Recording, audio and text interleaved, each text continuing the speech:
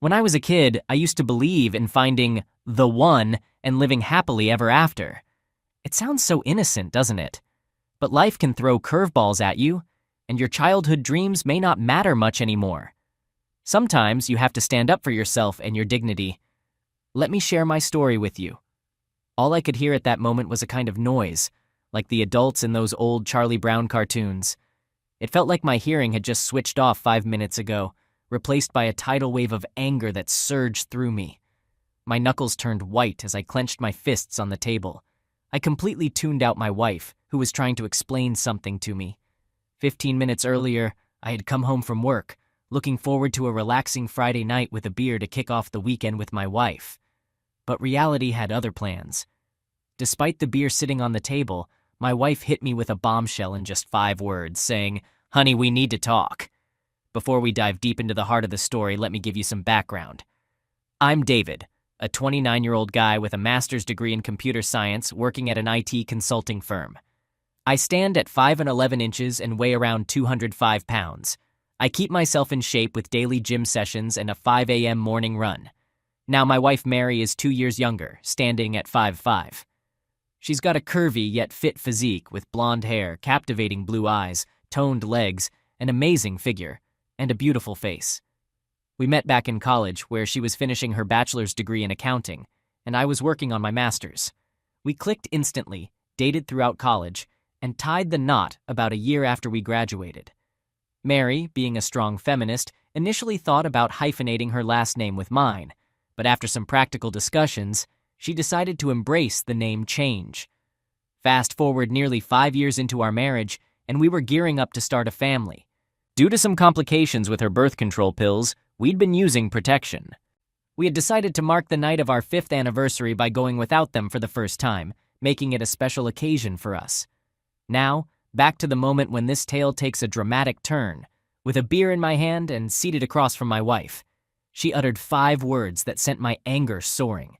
She expressed her desire to try something different for a month or so before we started a family, wanting to clear any lingering doubts before becoming a mother. As I tried to wrap my head around what she was suggesting, I couldn't believe she wanted to go on dates with other men while we were married. It felt like she was breaking our vows and expecting me to be okay with it.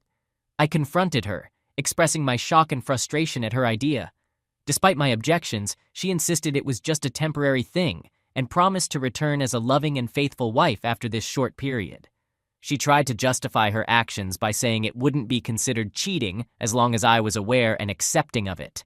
She intended to be open about her encounters. In an attempt to understand where this crazy idea came from, I asked her if Margaret, her 4-time divorced colleague, had influenced her. It turned out my suspicions were right, as she mentioned seeking advice from Margaret, who thought this experience would clear her mind before starting a family. I was getting increasingly frustrated with her and found her reasons absurd. I warned her about the potential consequences for our relationship, but she remained determined to go through with her plan. Reluctantly, I agreed not to interfere during these episodes, but made it clear that I wouldn't approve of such activities in our shared space.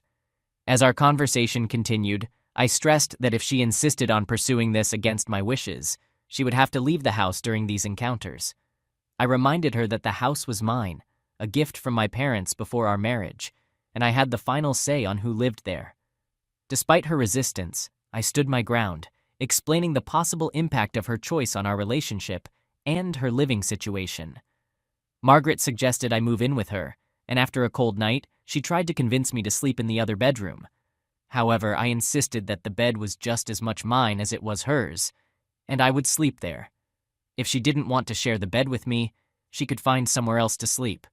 We pretty much avoided each other the next day. Around 8 o'clock in the evening, Mary came downstairs dressed in a little black dress, stockings, and 4-inch heels. Her hair was styled, makeup done for a night out on the town, and she was wearing jewelry, holding only a small clutch. I asked if she had forgotten anything, like suitcases, clothes, cosmetics, toiletries, and the like. She brushed it off, saying she was only leaving for the night and would be back before morning. I told her that if she walked out, I'd change the locks, making it clear that she wouldn't be living here if she went through with this plan. She insisted, saying I loved her enough to let her go, and I countered by saying she didn't love me enough to stay. I mentioned changing the locks and packing her stuff. Just as she was about to respond, a car horn blared from the driveway. She claimed it was Margaret and said we'd talk when she got back home. Little did she know, I had secretly installed apps on her phone, allowing me to track her location, read her messages, record phone calls, and even access her microphone and camera without her knowledge. As soon as she left, I activated her microphone to record her conversation with Margaret while they were driving.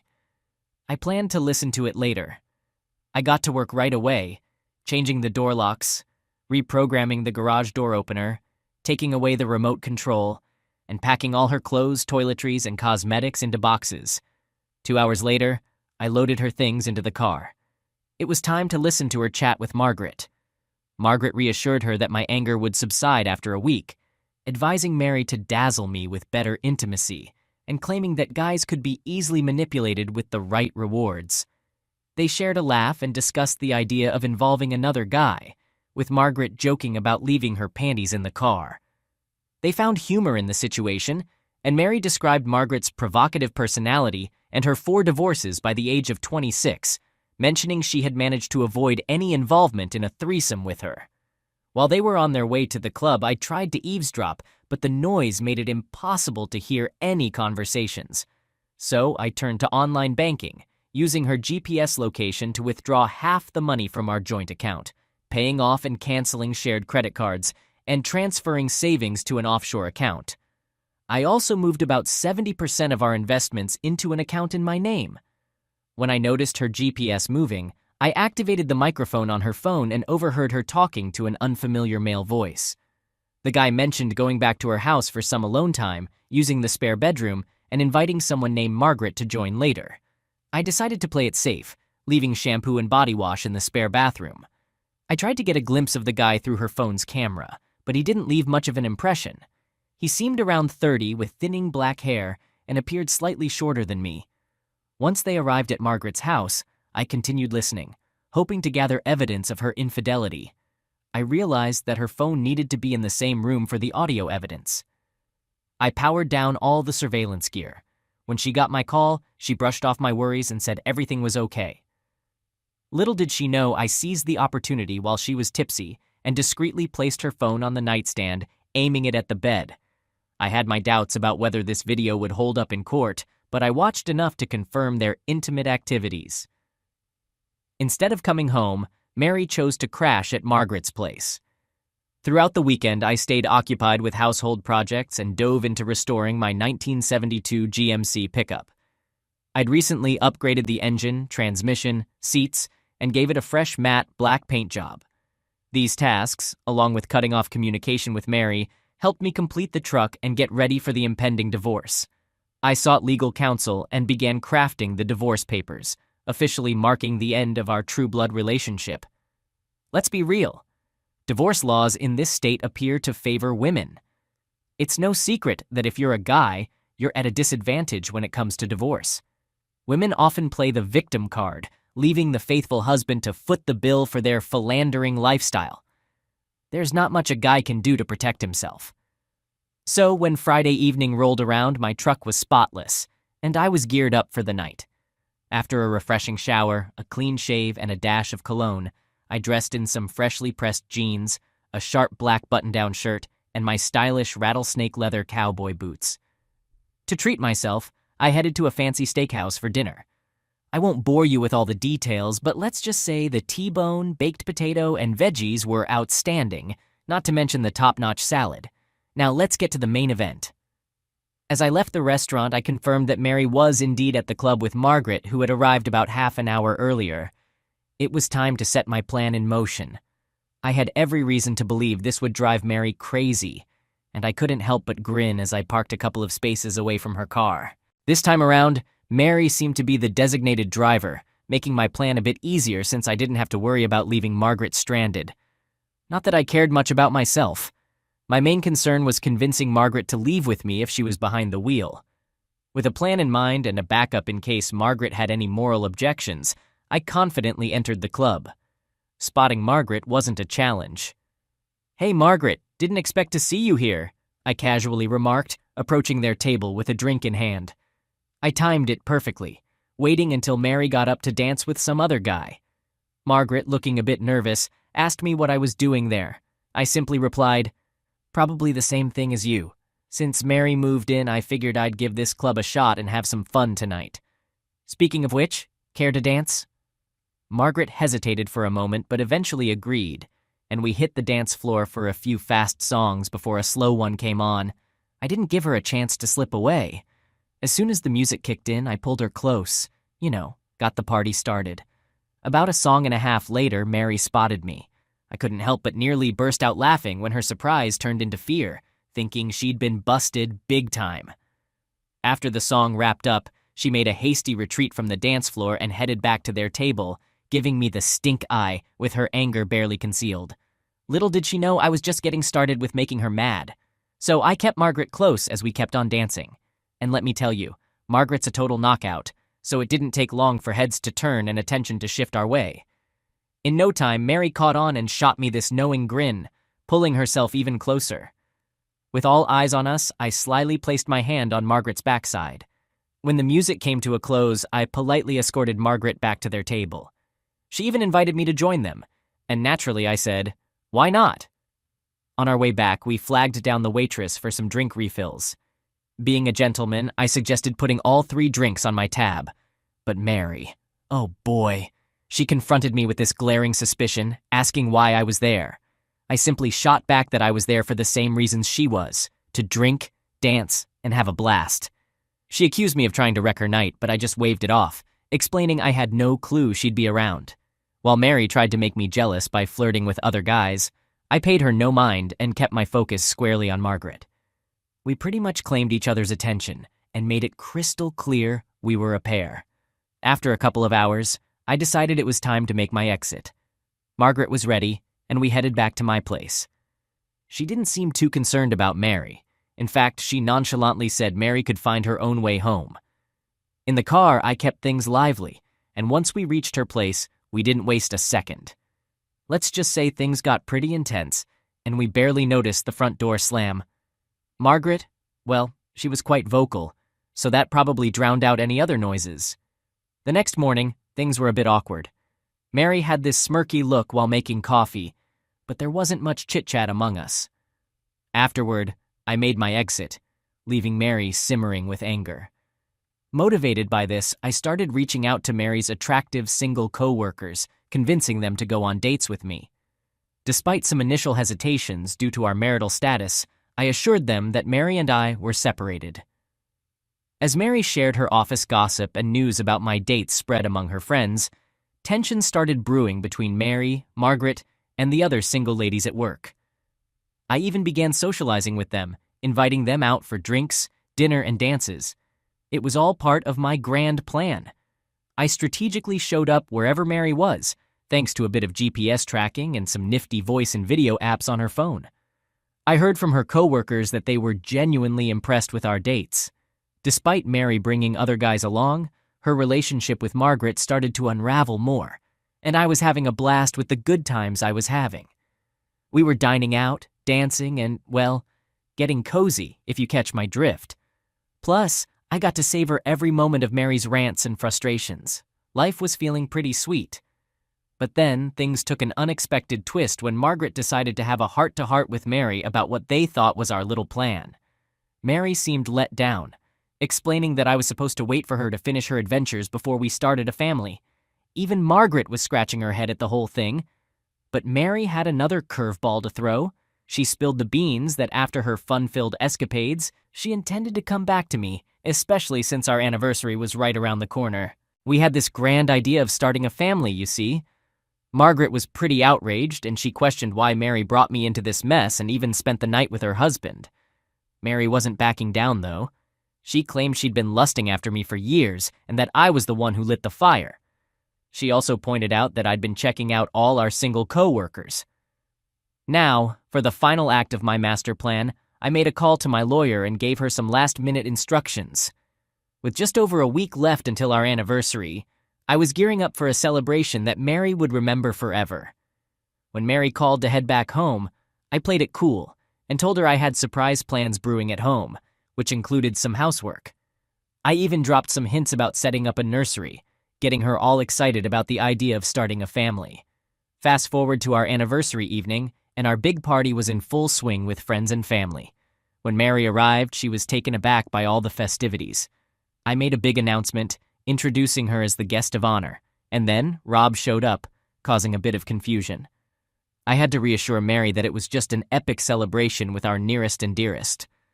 The night carried on with dinner, drinks, and lots of laughter. But the surprises weren't over. We had some changes to the house, including a surprise pool in the backyard that left Mary in awe.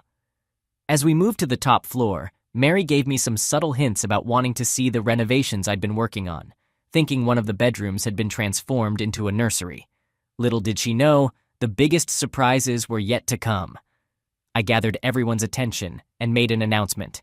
"Ladies and gentlemen, I've got a few things to share on this special day," I declared, hushing the crowd and getting them to gather around. With the stereo switched off, silence fell, and all eyes were on me. Firstly, I want to let you all know that yesterday marked my last day at work. Only my former boss is aware of this, as I provided a month's notice and explained my plans. I'm thrilled to share some big news with you all. I'm launching my own consulting company. This move will give me more flexibility to spend quality time with my family. But before we get into that, let's talk about the importance of today. You see, today marks the 5th anniversary of Mary and me, and here's a little surprise twist. We've decided that today is also the day we'll start building our family. As a special gift to commemorate our journey together, I'd like to make an announcement. I took a step aside and gave a nod to the red-haired lady in our group. She stepped forward and said, "Mary Bader, you've been served." Now here's the part that most of you probably didn't know. 2 months ago, Mary told me that she wanted to date and be intimate with other men. She didn't really ask for my consent, leaving me with little choice in the matter. So for the past 2 months, she's been staying with a friend and inviting different men over to her place. Frankly, this is something I couldn't tolerate. To be fair, I also went on dates with other women, but only after Mary broke her wedding vows. Amidst Mary's outcry, I dropped the bombshell. "Because of your actions, Mary, I've decided to grant you a divorce so you can pursue whatever makes you happy, but rest assured, it won't involve me." Now, Mary believed I was doing some home renovations, which I indeed did. I showed off the new pool and all the other improvements. Underneath it all, I'd repainted the master bedroom, put in a new shower, and added a jacuzzi tub to the master bath. I even combined the smaller spare bedrooms into one bigger room for a specific reason. While explaining all this, a red-haired lady and a 10-year-old girl approached me. "Meet my lawyer, Tara Oye, and her daughter Simone," I introduced. Tara's a single mother, and we've grown quite close over these past 2 months. Once the divorce is official and she's no longer my lawyer, we plan to be together. Tara and Simone will be moving in with me. Turning back to Mary, I concluded by saying, "So, Mary, as for your stuff, I've asked you to take your suitcases back to your car. You won't be coming back here. I've made it clear that I won't tolerate this, but you rushed ahead and shattered our marriage." Mary was in tears. Her family was yelling in the background, and most of our friends hurriedly left. My own family was just sitting there in shock. Simone's dad, Terrence, discreetly went upstairs, ready for this kind of reaction, as we had discussed earlier. Truth be told, Terrence and I hadn't even shared a kiss. We had dinner together, spent some evenings with her and Simone at their place, but we decided to put everything on hold until my divorce was finalized. As for Mary, who had divorced her husband 5 years ago for cheating, she left the house multiple times but never found that same spark again. After everyone had left, I had no idea where Mary had gone. On that same day, I deleted all the spy apps I had on her phone. Honestly, I just didn't care about her actions anymore. Should I have handled this situation differently? Maybe. Perhaps I shouldn't have brought Tara, and especially Simone, into the mix. But why did I go down this path? Well, it boils down to one word: anger. I was absolutely livid about what Mary had done, and I wanted everyone to see that she had torn our marriage apart with her selfishness. I aimed to make her feel the same pain she had caused me, turning my love into pure hatred. I wanted her to understand the heartbreak and bitterness that she had brought upon us. In hindsight, I could have taken a more mature and less painful approach, like serving her with divorce papers at work or presenting her with evidence of her actions. But I went with my gut, and here we are. Mary eventually went back to Margaret, and this arrangement lasted for a couple of weeks before they started having their own clashes, leading Mary to move into a small apartment. I often spot her in the city, her face switching between sadness and anger. We don't exchange pleasantries, and when I do come across her family during dinners with Tara and Simone, they shoot us disapproving looks, but we just shrug it off. Now, as for Tara and Simone, Mary initially fought the divorce, but soon realized it was a losing battle. Tara allowed me to apply some pressure by continuing to socialize with her colleagues. Eventually, Mary signed the divorce papers, swayed by a colleague's positive report about our night together. The day those documents officially ended my marriage, Tara and Simone moved in with me. A year later, Tara and I tied the knot, and another year after that, we bumped into Mary at a street fair. Mary, upon seeing Tara's 6-month pregnant belly, turned and ran away, sobbing. Story 2. I'm a 32-year-old woman and I've been married to my 33-year-old husband for 5 years now. About a year ago, my husband's office brought in a new employee. Let's call her Jess, a 25-year-old woman. My husband would often vent to me about how he found Jess irritating. Here are some of his complaints. He'd say she constantly tried to act like she knew everything, even though she's quite young. Her habit of laughing at silly things got on his nerves.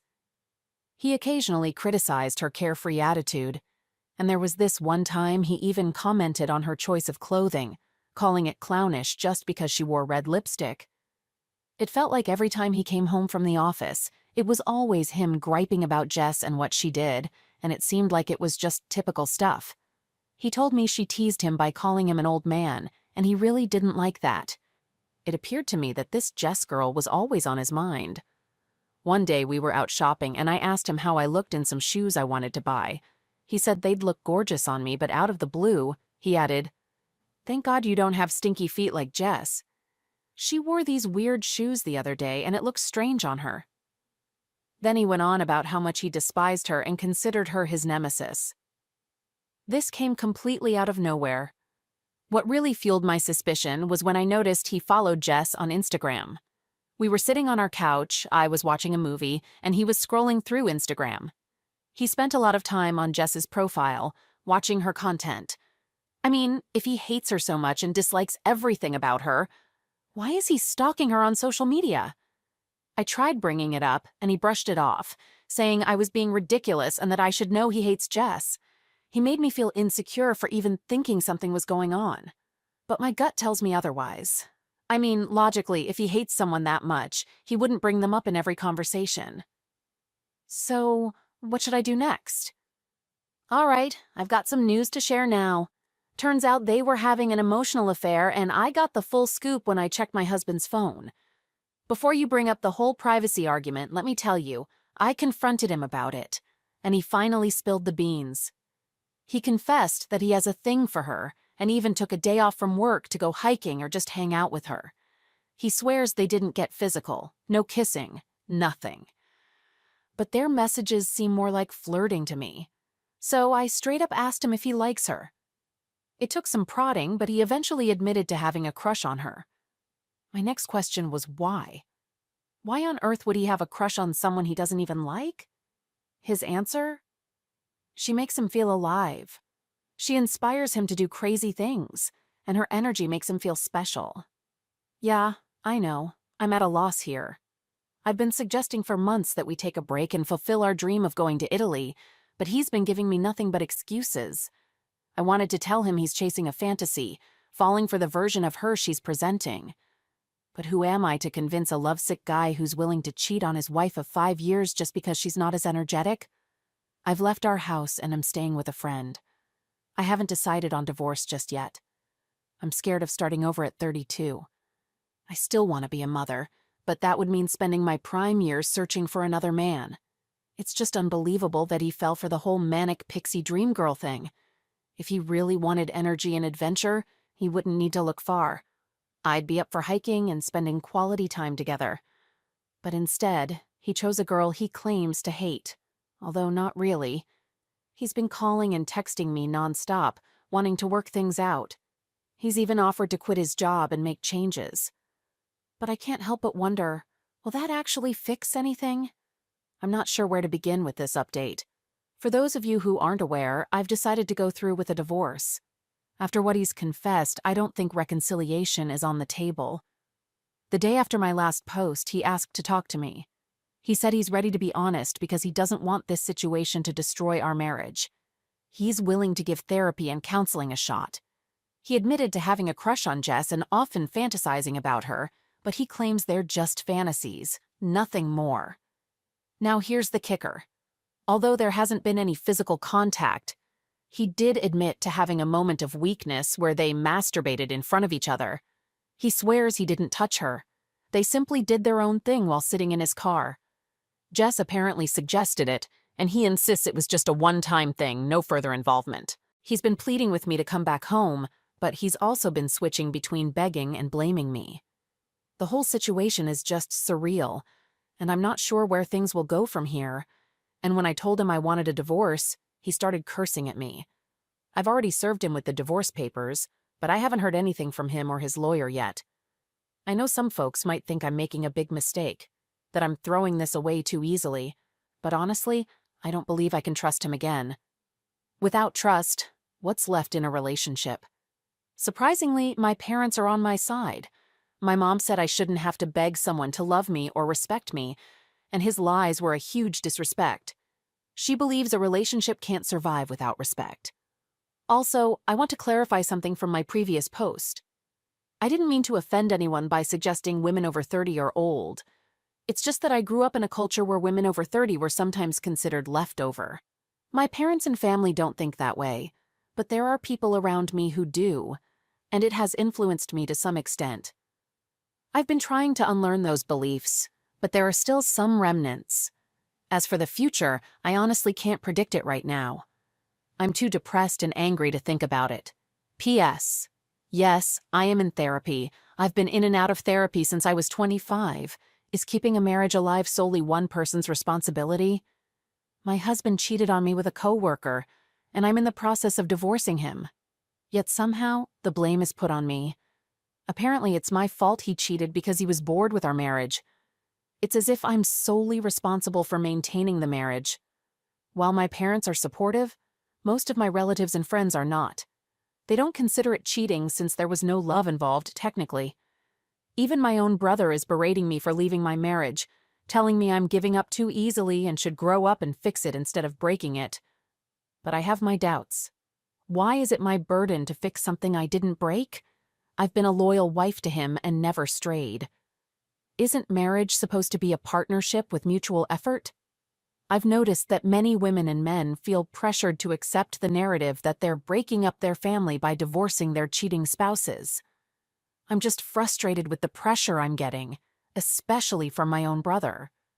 Why should I forgive him? Aren't I allowed to seek a better future? Aren't I allowed to feel angry? The bottom line is, my husband and I are getting a divorce. He's been relentless in trying to convince me to stay, but his shameless behavior is driving me up the wall. Legally, we're still married, but from what I've heard, he's now dating his work wife, the same girl he pretended to hate. He was never big on posting on Instagram or Facebook, but now he's flooding his feed with her pictures. I know he's doing it to get under my skin, and I feel dumb for stalking his new girlfriend. She has pictures of him all over her page, with captions like, "We're husband." Yeah, I get it. She's immature. I know I shouldn't care, but I do. I wish I had the strength to not give an F, but I'm struggling. I'm trying to be confident and use the gray rock technique, but it's tough. Regardless of what he did or how much he humiliated me, I still loved him. I had dreams about our future together. It's scary to think about starting over and picking up the pieces of my shattered trust while he's off having wild closeness with his work wife. I keep telling myself it's not real, that he's just falling for the manic pixie dream girl, but it hurts to know he chose her over me. Well, I made the choice to divorce him. I made the choice to move out. I wanted to be a mother with a loving husband, but now I'm starting from scratch and running out of time. If I were desperate, maybe I could have forgiven him, but I can't. My heart won't allow it. Why is his work wife more important than his actual wife? Why did I have to compete for his attention when she was getting it for free? I don't want to be jealous, but I am. I wish I could reconcile, but based on who I am and what I've learned, it's not meant for me.